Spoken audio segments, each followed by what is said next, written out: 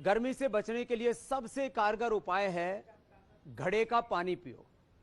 और घड़े के पानी में नींबू और पुदीना डाल करके पीते हैं, शिकंजी बना करके, तो ये सबसे अच्छा उपाय होता है। पहले भी हमारे देश में गर्मी होती थी, ऐसा नहीं है कि पहली बार 50 डिग्री और उससे ऊपर भी टेम्परेचर देश में गया है। राजस्थान और देश के कुछ भागों में, अभी तो हरिद्वार में भी काफ़ी अच्छा तापमान हो रहा है। तो नींबू पानी जो हमारे यहाँ सदियों से पिया जाता था, ये तो बीच में कोल्ड ड्रिंक कंपनियां ऐसी आ गई कि उन्होंने ठंडे का मतलब वो कार्बोनेटेड वाटर कर दिया।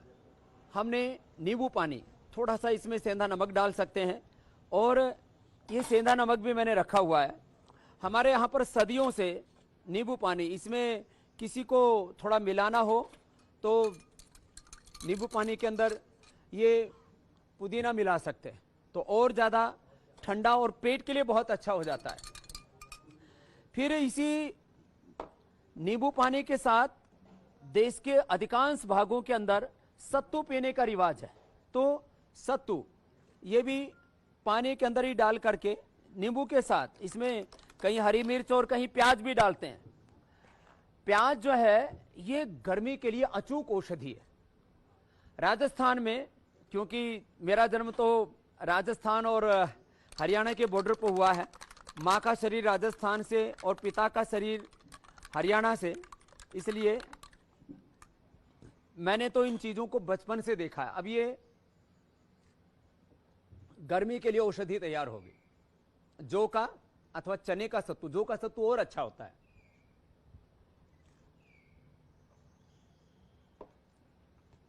और इससे भी एक और बड़ी चीज आपको बता रहा हूं।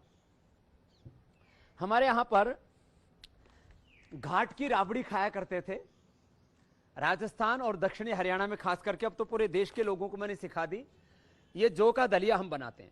जौ के दलिए को थोड़ा सा इसमें गेहूं का, चने का, बाजरे का, कोई भी थोड़ा आटा साथ में डाल दिया। इसमें थोड़ा एक चुटकी भर चावल और चने की दाल डाल सकते हैं। रात को ये दलिया पका दिया। पकाते समय उसमें थोड़ी छाछ डालते हैं। पकाने का तरीका माताएं अच्छे से जानते हैं, इसलिए ज़्यादा डिटेल में रेसिपी बताने की ज़रूरत नहीं है। इसको हरियाणा में, राजस्थान में घाट की राबड़ी बोलते हैं। अब ये जो जौ का दलिया बनाया, इसको छाछ में मिला करके और फिर इसको पीते हैं। ये इतनी अच्छी चीज होती है कि एक गिलास ये घाट की राबड़ी पी ली, और यदि कोई खाता है तो साथ में एक प्याज का सेवन कर लिया। प्याज कोलेस्ट्रॉल के लिए, हाई ब्लड प्रेशर के लिए, पेट की बीमारियों के लिए, और ठंडक के लिए और ताकत के लिए भी अच्छी है ये प्याज। और जिनको नींद नहीं आती, ये खास बात मैं बताना चाहता हूं, जिनको नींद नहीं आती वो दोपहर को खाने के साथ प्याज जरूर खाएं। कच्ची प्याज पकी हुई प्याज से भी अच्छी होती है। यद्यपि वैष्णव परंपरा में, जैन परंपरा में, स्वामीनारायण में और हमारे गुरुकुलों में भी, और जो आश्रम है अधिकांश आश्रमों में और पतंजलि में भी प्याज हम लोग खाने के साथ नहीं खिलाते, लेकिन औषध के तौर पर हम भी प्रयोग करते हैं। तो ये प्याज, राजस्थान में तो 2-3 प्याज जो है गर्मी के समय सभी लोग खा लेते हैं। और सुबह एक बार प्याज खा लो और ये राबड़ी पी लेते हैं सुबह सुबह, जो मैंने अभी बताई आपको, घाट की राबड़ी, जौ की राबड़ी।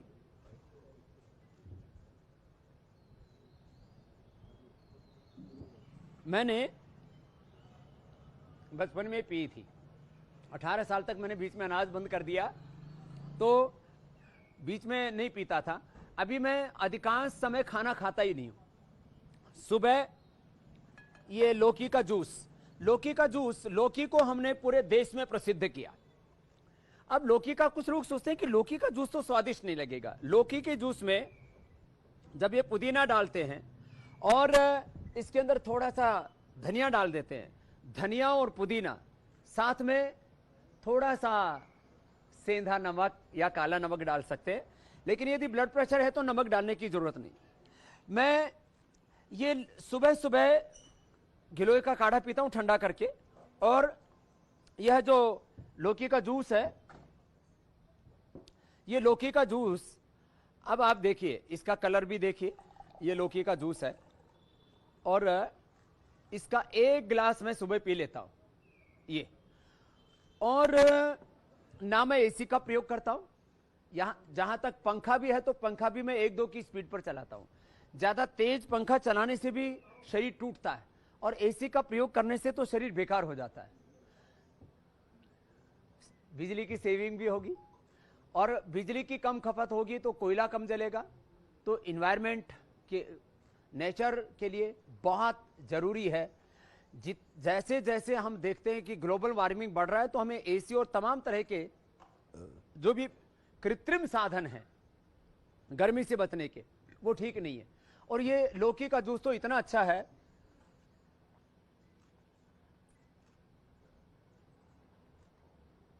और इतना स्वादिष्ट है।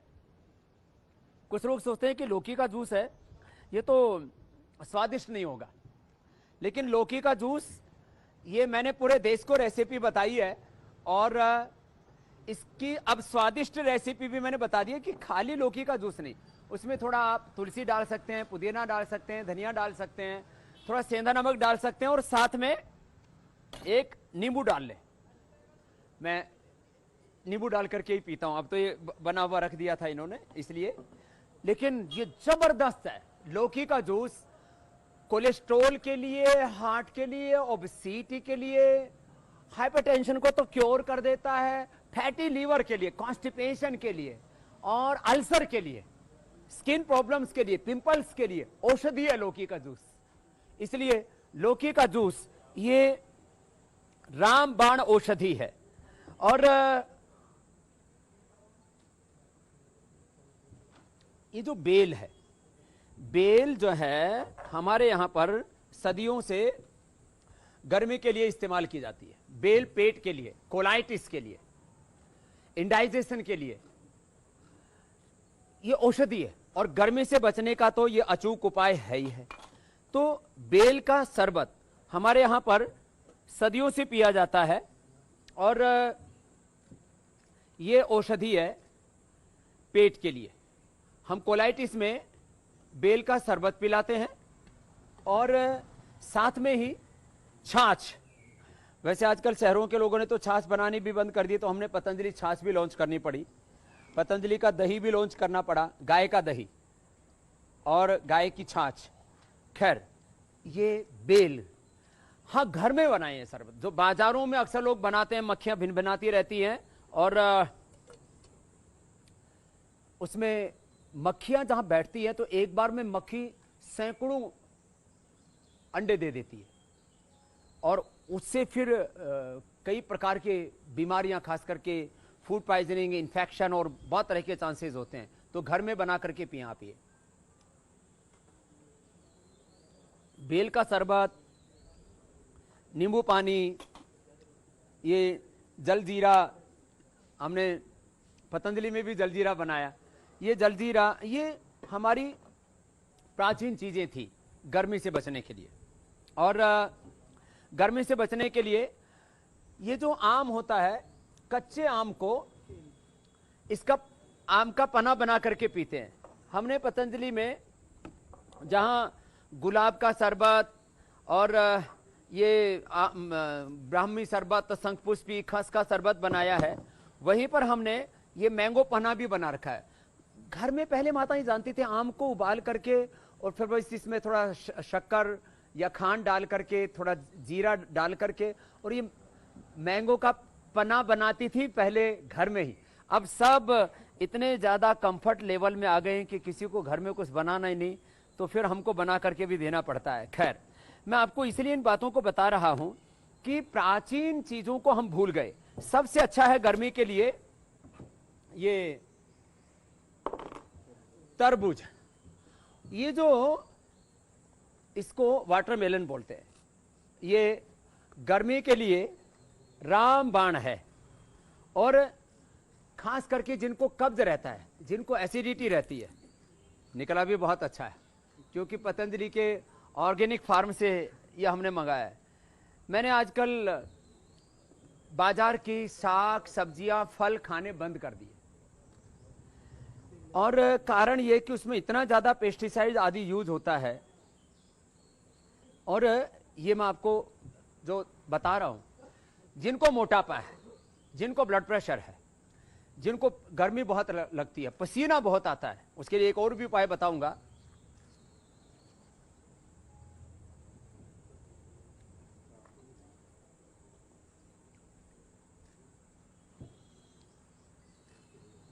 मैक्सिमम लोगों को तरबूजे का जूस अनुकूल नहीं पड़ता, अनार का जूस अनुकूल नहीं पड़ता। अनार का जूस पीने से बहुतों को एसिडिटी हो जाती है, और अनार पेट के लिए और खास करके इंडाइजेशन के लिए, कोलाइटिस के लिए, किसी भी प्रकार का बार बार जिनको पेट में इंफेक्शन होता है उनके लिए औषधि है। लेकिन अनार का जूस पीने से मुझे भी एसिडिटी हो जाती है, इसलिए मैं कभी अनार का जूस पीता ही नहीं हूं, एक घूंट भी नहीं पीता हूं। मैं ये तरबूज, वाटरमेलन को भी कभी जूस में नहीं पीता हूं, क्योंकि जूस पीने के बाद जिम चलाता है। लेकिन इसको ऐसे खाओ, यदि किसी को थोड़ा जो है गैस बनती है तो थोड़ा सेंधा नमक के साथ खा लो। नमक भी ज्यादा नहीं खाना चाहिए, दिन भर में 2 ग्राम से ज्यादा नमक शरीर में नहीं जाना चाहिए। इसलिए नेचुरोपैथी में व्हाइट शुगर, चीनी, व्हाइट सॉल्ट और व्हाइट आटा, जिसको हम मैदा कहते हैं, इसको हम जहर मानते हैं। मोटापा के रोगियों के लिए रामबाण है। अभी हरिद्वार में मोटापा के लिए, बीपी के लिए, शुगर के लिए, थायराइड के लिए, इन बीमारियों से मुक्त मेरा अभी कैंपेन है। मैंने अभी तय किया है, आज 4 जून हमारे आंदोलन का दिन है। आज ही के दिन रामलीला मैदान में पाप किया था एक सरकार ने, उसके बाद वो साफ ही हो गई। जिन लोगों ने सोच रखा था कि इस देश के ऊपर राज करना, ये तो हमारा जनसिद्ध अधिकार है, देश हमारी बपोती है, जागीर है, उनको हमने उखाड़ा। जातिवाद, वंशवाद और मजहबी उन्माद की जड़ें हमने उखाड़ी। 4 जून के दिन, आज के ही दिन आंदोलन हुआ था, 2013 की बात है। और उसके पहले पूरे देश में आंदोलन चला, फिर एक नई सरकार बनी। अब मैंने संकल्प लिया है, वैसे तो मैं पिछले 30 वर्षों से योग का आंदोलन चला रहा हूं, लेकिन अब एक दिन भी स्वामी रामदेव विश्राम नहीं करेगा। या तो मेरे शिविर होंगे हरिद्वार में, रेसिडेंशियल, फिर पूरे हिंदुस्तान में, पूरे भारत के प्रत्येक जिले में जा रहा हूं, उत्तर, दक्षिण, पूर्व, पश्चिम। और एक दिन भी बिना विश्राम के 365 दिन इस योग की अलख जगाने वाला हूं।